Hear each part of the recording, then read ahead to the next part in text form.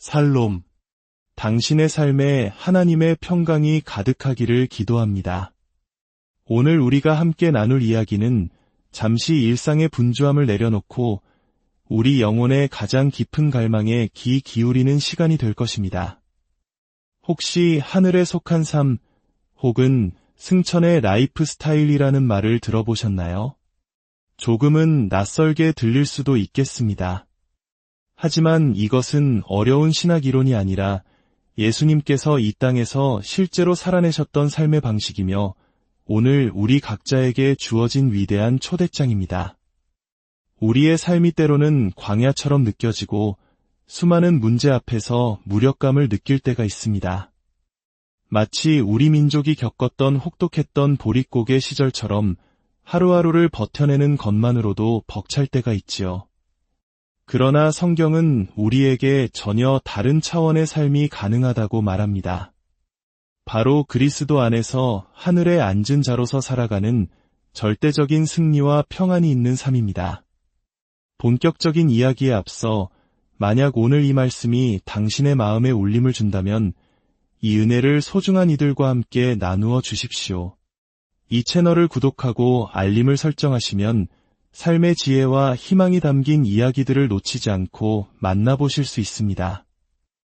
여러분의 작은 실천이 누군가에게는 큰 위로와 희망의 빛이 될 수 있습니다.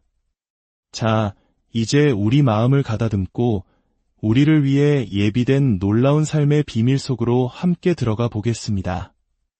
예수님께서는 이 땅에 계시는 동안 하늘에 속한 삶을 사셨습니다. 훗날 사도 바울은 이 삶을 그리스도 예수 안에서 함께 하늘에 앉히운이라는 말로 표현했습니다. 안타깝게도 이 놀라운 진리는 오늘날 많은 이들에게 살아있는 경험이 아닌 그저 머리로만 아는 교리가 되어버렸습니다. 하지만 이것은 본래 신학적 논쟁의 대상이 아니라 우리를 그 여정으로 이끄는 따뜻한 초대였습니다. 영원한 세계를 인식하고 살아계신 하나님을 바로 곁에 있는 분처럼 느끼며 천국의 실제를 이 땅에서 맛보며 살아가는 삶.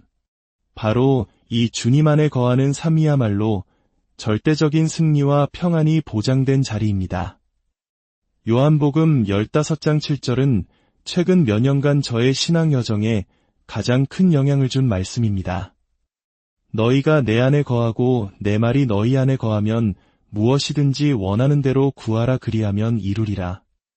내 안에 거한다는 것은 무엇일까요? 단순히 감정적인 흥분이나 찰나의 기쁨을 말하는 것이 아닙니다. 그것은 하나님의 임재를 실제적으로 손에 잡힐 듯이 느끼며 살아가는 것입니다. 어떤 분은 이렇게 말했습니다.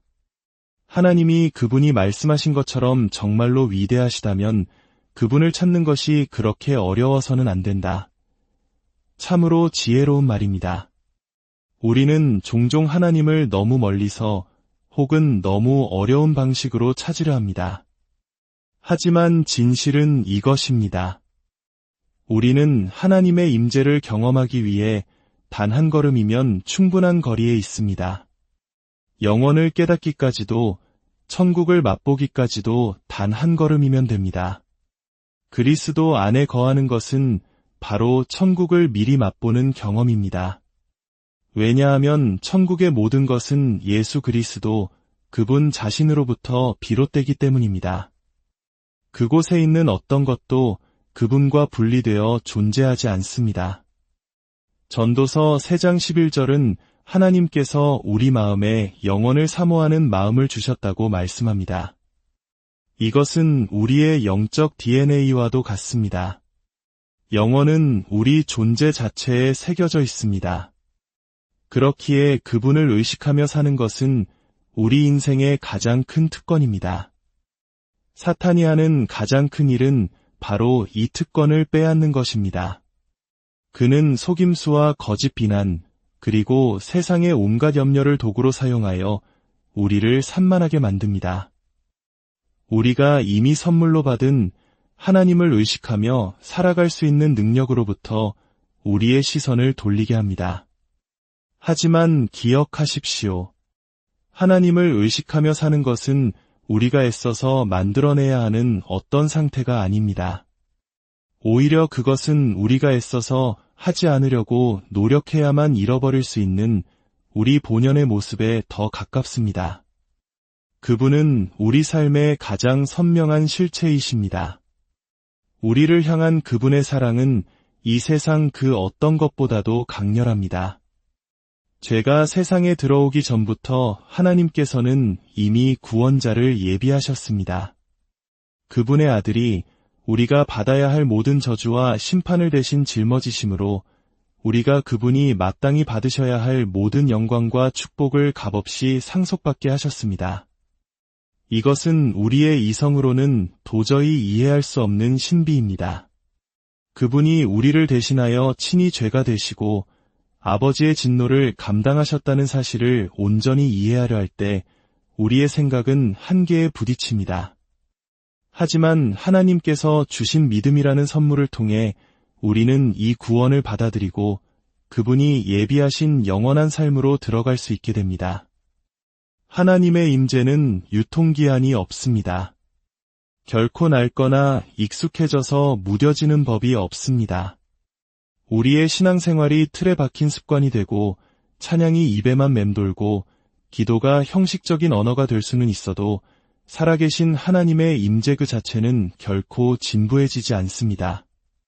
만약 당신의 삶이 타성에 젖어 있다고 느낀다면 그것은 우리가 그분의 임재를 놓치고 정해진 종교적 틀 안에 스스로를 가두었기 때문일 것입니다. 에베소서 4장은 교회의 존재 이유와 우리가 나아가야 할 방향을 명확히 보여줍니다. 하나님께서는 교회에 여러 직분과 은사를 주셨는데 그 목적은 우리가 다 하나님의 아들을 믿는 것과 아는 일에 하나가 되어 온전한 사람을 이루어 그리스도의 장성한 분량이 충만한 데까지 이르게 하려 하심이라고 말씀합니다. 이것이 하나님께서 정하신 우리의 최종 목적지입니다. 계획 B는 없습니다. 오직 예수 그리스도를 닮아가는 것, 그것이 우리를 향한 하나님의 유일한 소망입니다. 세상은 점점 더 혼란스러워지고 교회는 분열하는 것처럼 보일지라도 하나님은 당신의 계획을 바꾸지 않으셨습니다. 이건 너무 힘든 일이니 내가 그냥 재림해서 다 해결해야겠다라고 포기하지 않으십니다. 그분은 여전히 우리를 통해 당신의 일을 이루기 원하십니다. 많은 신자들이 복음의 능력보다 그리스도의 재림에 더 큰 믿음을 두는 경향이 있습니다. 언젠가 예수님이 다시 오셔서 모든 것을 바로잡아 주실 것이라고 막연히 기대하며 오늘 우리에게 주어진 복음의 능력을 사용하지 않는 것입니다. 하지만 혹시 예수님께서 망가진 것을 고치러 오시는 것이 아니라 이미 복음의 능력으로 온전하게 된 교회를 데리러 오시는 것은 아닐까요? 예수님께서 5,000명을 먹이신 기적의 이야기를 떠올려 보십시오. 굶주린 무리를 보며 제자들은 그들을 집으로 돌려보내자고 말합니다. 하지만 예수님께서는 너희가 먹을 것을 주라고 말씀하십니다. 제자들은 당황했을 것입니다. 자신들의 무능력과 부족함만을 보았기 때문입니다. 예수님은 그들의 불가능한 상황 앞에서 계획을 바꾸지 않으셨습니다. 대신 그들이 할 수 있는 아주 작은 일, 사람들을 50명씩, 100명씩 앉히는 일을 시키셨습니다. 그리고 한 아이가 내어놓은 보리떡 5개와 물고기 2마리를 받으셨습니다. 예수님은 무에서 유를 창조하실 수도 있었지만 대부분의 경우 아주 작은 있는 것을 가지고 일하기를 기뻐하십니다. 요한복음은 그 장면을 이렇게 기록합니다. 예수께서 떡을 가져 축사하신 후에 나누어 주셨다고 말입니다. 여기서 가장 중요한 것은 축사, 즉 감사 기도를 드리셨다는 점입니다. 무엇에 대해 감사하셨을까요? 충분함이 아니라 턱없는 부족함에 대해 감사하셨습니다. 부족한 것을 있는 그대로 받아들이고 그것에 대해 감사함으로 하나님께 드릴 때 그것은 초자연적인 풍성함의 재료가 됩니다. 이것이 바로 감사의 능력입니다. 불평하는 마음은 숫자와 한계와 제약 속에 갇히지만 감사하는 마음은 하나님의 놀라운 증가와 번성을 경험할 자리에 서게 됩니다. 더욱 놀라운 사실은 5,000명이라는 숫자는 여자와 아이들을 제외한 성인 남자의 수였다는 점입니다. 그리고 그 기적의 씨앗이 되었던 도시락은 그 숫자에도 포함되지 않았던 한 작은 아이의 것이었습니다.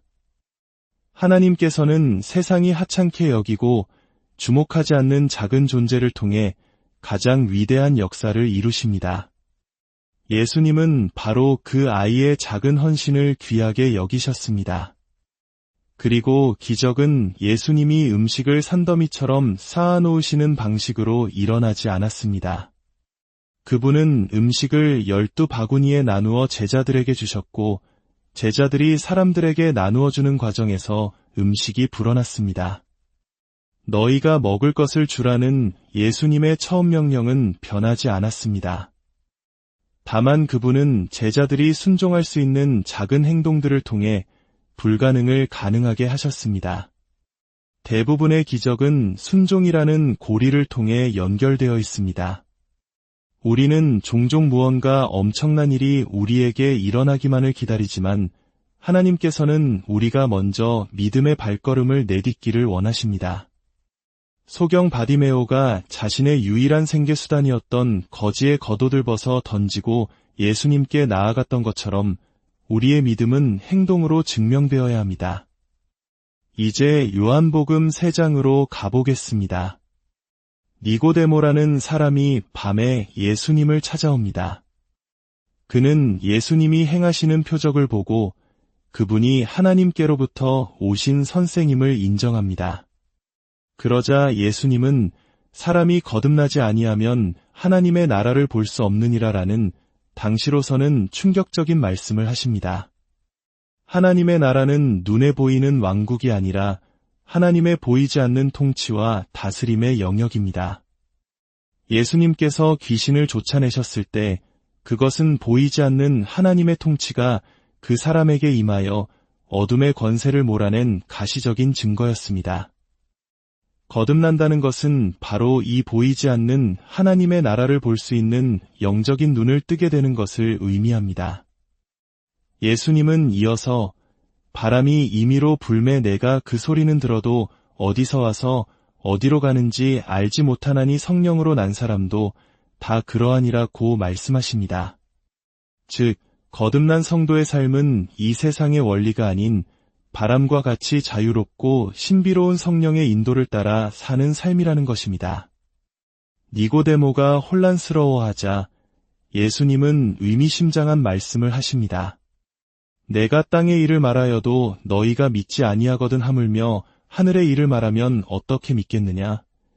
예수님은 하나님의 나라라는 보이지 않는 실체를 설명하기 위해 우리가 이해하기 쉬운 땅의 일, 즉 씨앗을 심고 거두는 자연의 원리나 사람이 태어나는 것, 바람이 부는 것과 같은 현상을 비유로 사용하셨습니다.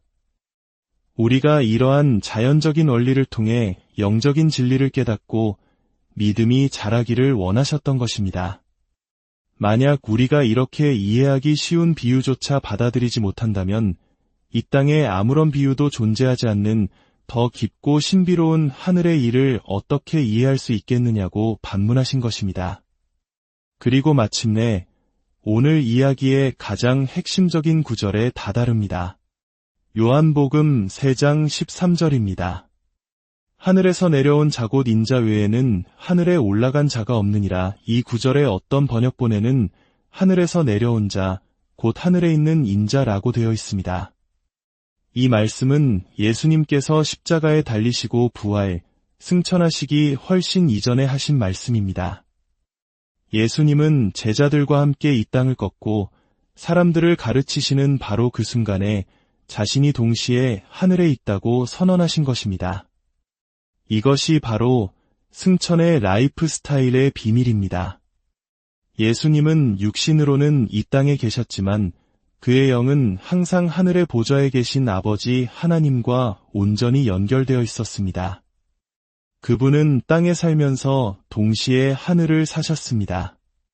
기도의 응답, 사역의 100% 성공률, 모든 병자를 고치시고 귀신을 내쫓으셨던 그 모든 능력의 근원이 바로 여기에 있었습니다.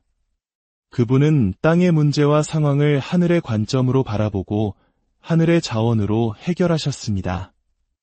기도는 우리가 하나님께 무언가를 해달라고 조르는 행위가 아닙니다. 기도는 하늘에 계신 아버지의 마음과 뜻을 보고 그것이 이 땅에 이루어지도록 함께 선포하고 동역하는 것입니다. 문제가 생겼을 때 하나님, 제발 도와주세요 라고 부르짖기 전에 먼저 아버지, 이 상황 속에서 우리는 무엇을 해야 합니까? 라고 묻는 것이 바로 승천한 자의 기도입니다. 사랑하는 여러분, 이 놀라운 삶은 예수님께만 허락된 특별한 것이 아닙니다. 예수 그리스도의 십자가 보혈로 말미암아 우리 역시 그분과 함께 하늘 보좌 우편에 앉게 된 존재들입니다. 이것은 미래에 일어날 일이 아니라 이미 우리에게 주어진 영적인 실제입니다. 우리의 마음 속에는 영원을 사모하는 DNA가 새겨져 있습니다. 우리는 영원히 살도록 창조된 존재들입니다.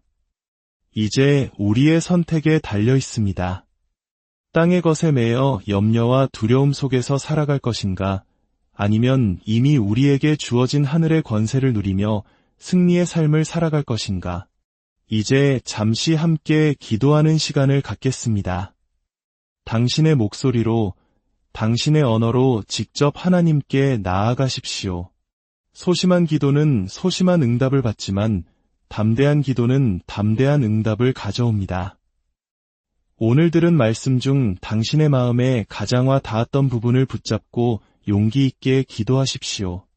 주님, 저도 예수님처럼 하늘에 속한 삶을 살기 원합니다. 제 영의 눈을 열어 하늘의 실제를 보게 하시고 하나님의 임재를 날마다 느끼며 살게 하옵소서. 아버지 하나님, 이 자리에 모인 우리 모두는 주님을 향한 갈망으로 가득합니다.